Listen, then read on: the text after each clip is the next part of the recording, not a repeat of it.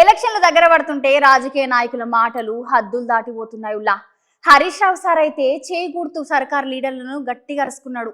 Sir మాట్లాడుకుంటూ కాంగ్రెస్ సర్కార్ అన్ని ఉద్దర మాటలు చిల్లర మాటలు అన్నాడు. అంతేకాదుల్లా దొంగలందరూ కలిసి కాంగ్రెస్ పార్టీలోనే ఉన్నారు అని సార్ మాట్లాడుతున్నాడు. చెలో ఓసారి మీరు సుత చూడుండ్రి సార్ మాటలు.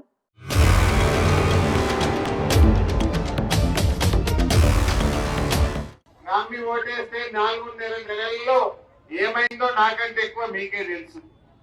ఏం చెప్పింది చెల్లె, కాంగ్రెస్ వాళ్ళు మేం గెలవంగానే అక్క చెల్లెలకు 2500 రూపాయలు బ్యాంకులలో వేస్తామన్నారు. పడ్డాయా?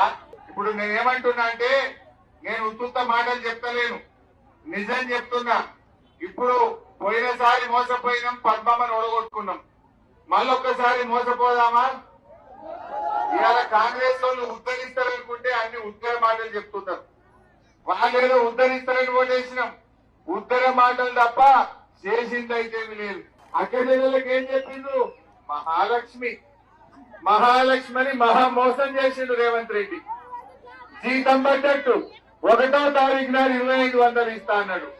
4.5 నెలలైంది చెల్లె, పడ్డాయి ఎవరికన్నా 2500. అంటే నెలకు 2500 అంటే 4 నెలల మీద ఎంత పోయినట్టు? 10,000 పోయినాయి.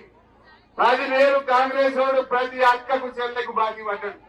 ఎవరన్నా మీ ఊర్లలో కాంగ్రెస్ వాడు వచ్చి ఓటు అడిగితే, బిడ్డను 10,000 బాకీ పడ్డావురా, అవి ఇచ్చినాకనే ఊళ్ళకి రావాలి ఓటు అడుగుమని చెప్పాలి. రుణమాఫీ రాగానే 2 లక్షలు మాఫీ చేస్తా అన్నాడు. చేసిండా చెల్లె? మొన్న నేను అడిగినా, మళ్ళా కొత్త డ్రామా పెట్టిండు. మొన్న వచ్చి 7 రూపాయల అమ్మవారి మీద ఒట్టు మళ్ళా చేస్తా అంటుండు.